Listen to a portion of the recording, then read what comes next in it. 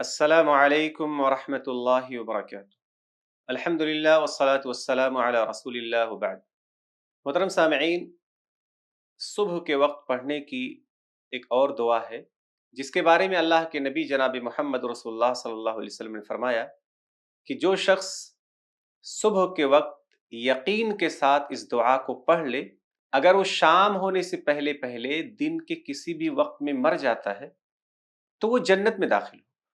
یعنی یہ وہ دعا ہے جس کا پڑھنے والا نبی کی زبان میں جنتی ہونے کی بشارت حاصل کر رہا ہے۔ ظاہر سی بات ہے کہ ایک مسلمان کی سب سے بڑی آرزو یہ ہے، اس کی سب سے بڑی کوشش یہ ہے، اس کی سب سے بڑی تمنا یہ ہے کہ وہ اللہ کی جنت میں داخل ہو جائے اور جہنم سے بچ جائے۔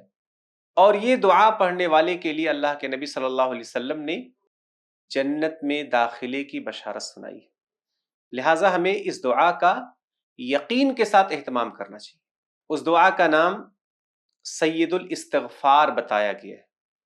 اللہ کے نبی جناب محمد رسول اللہ صلی اللہ علیہ وسلم نے ارشاد فرمایا کہ سید الاستغفار یہ ہے: اللہم انت ربی لا الہ الا انت، اے اللہ تو ہی میرا رب ہے، تیرے علاوہ کوئی سچا معبود نہیں۔ خلقتنی وانا عبدک، تو نے ہی مجھے پیدا کیا ہے اور میں تیرا بندہ ہوں۔ وَأَنَا عَلَىٰ عَهْدِكَ وَوَعْدِكَ مَا اسْتَطَعْتُ، اور میں تیرے عہد پر اور تیرے وعدے پر اپنی طاقت کے مطابق قائم ہوں۔ أَعُوذُ بِكَ مِن شَرِّ مَا صَنَعْتُ، اور میں پناہ مانگتا ہوں اس شر سے جو میں نے برے کام انجام دیے ہیں، اور میں اپنے برے کاموں کے شر سے تیری پناہ چاہتا ہوں۔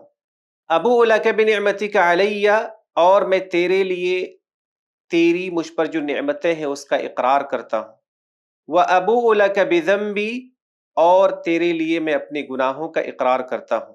فاغفر لی فإنہ لا یغفر الذنوب الا انت، پس تو مجھے معاف فرما دے کیونکہ تیرے علاوہ کوئی ایسا نہیں جو گناہوں کو معاف کر سکتا۔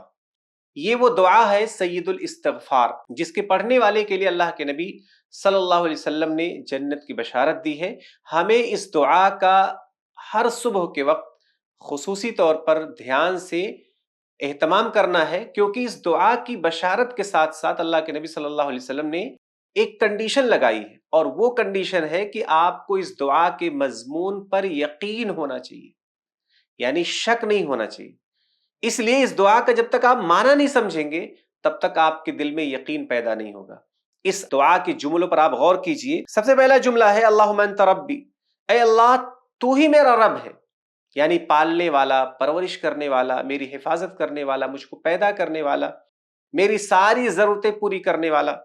اے اللہ تو ہی میرا رب ہے اور تیرے سوا کوئی سچا معبود نہیں ہے، اس لیے میری ساری عبادتیں تیرے ساتھ خاص ہیں۔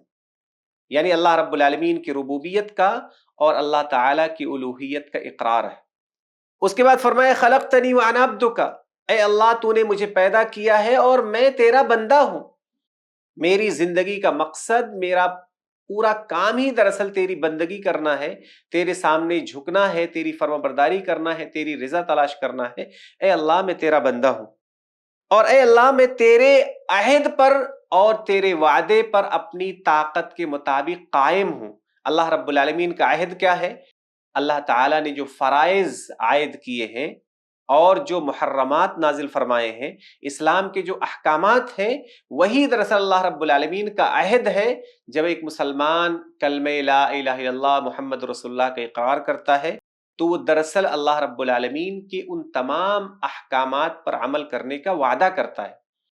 تو یہ بندہ وعدہ کر رہا ہے کہ اللہ رب العالمین تو نے جو فریضہ عائد کیا ہے اس فریضے کو میں اپنی طاقت کے مطابق ادا کر رہا ہوں، اور اے اللہ جو تو نے محرمات نازل کیے ہیں ان تمام حرام کاموں سے میں اپنی طاقت کے مطابق بچنے کی کوشش کر رہا ہوں۔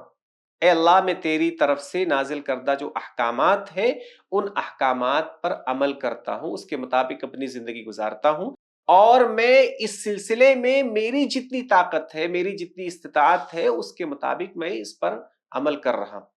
اور بندہ آگے اقرار کرتا ہے کہ اے اللہ میں نے جو گناہ کیا ہے اس گناہ کا شر ہے، اس شر سے اے اللہ میں تیری پناہ چاہتا ہوں، کیونکہ گناہوں کی جو برائی ہے، گناہوں کی وجہ سے جو عذاب کا بندہ مستحق بن جاتا ہے، اس شر سے اے اللہ صرف تو ہی بچا سکتا ہے، تیرے علاوہ کوئی نہیں بچا سکتا، لہٰذا میں اپنے گناہوں کے شر سے تیری پناہ میں آتا ہوں۔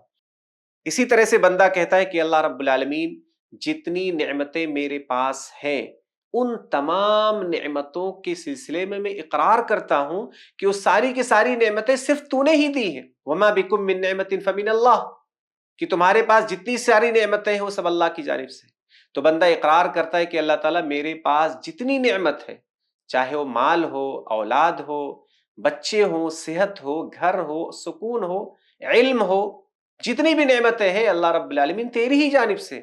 جب بندہ اقرار کرتا ہے تب وہ اللہ تعالیٰ کا شکر ادا کرتا ہے، جب بندہ اپنے گناہوں کا اعتراف کرتا ہے تب وہ توبہ استغفار کرتا ہے۔ تو یہاں پر بندہ اقرار کر رہا ہے اور اس کے بعد پھر کہتا ہے اللہ رب العالمین مجھے معاف فرما دے، کیونکہ گناہوں کو معاف کرنے والا سوائے تیرے کوئی ہے ہی نہیں۔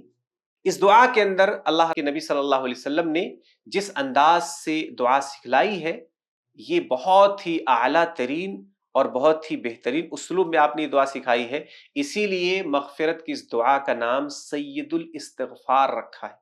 یعنی یہ وہ دعا ہے جو استغفار کی تمام دعاؤں میں سب سے اعلیٰ ترین دعا ہے۔ اگر آپ کو اس دعا پر یقین ہے اور یقین کے ساتھ آپ ہر صبح اس دعا کا اہتمام کرتے ہیں تو اللہ کے نبی صلی اللہ علیہ وسلم نے پڑھنے والے کے لیے جنت کی بشارت دی ہے۔ لہٰذا ہمیں ہر صبح کے وقت، ہر روز، پوری زندگی یقین کے ساتھ اس دعا کا اہتمام کرنا ہے اور اللہ رب العالمین سے دخول جنت کی امید رکھنا ہے۔ اللہ رب العالمین ہمیں اس دعا کا اہتمام کرنے کی توفیق عطا فرمائے، آمین۔ السلام علیکم ورحمۃ اللہ وبرکاتہ۔ ایسے ہی فائدے مند اسلامک ویڈیوز دیکھنے اور منہج سلف پر کتاب و سنت کی تعلیمات کو عام کرنے میں ہمارا تعاون کریں، تاکہ آپ کے لیے ذریعہ نجات، جنت کے حصول کا سبب، ساتھ ہی مال میں برکت و اضافے کا ذریعہ بھی بنے، آمین۔ جزاک اللہ خیرن۔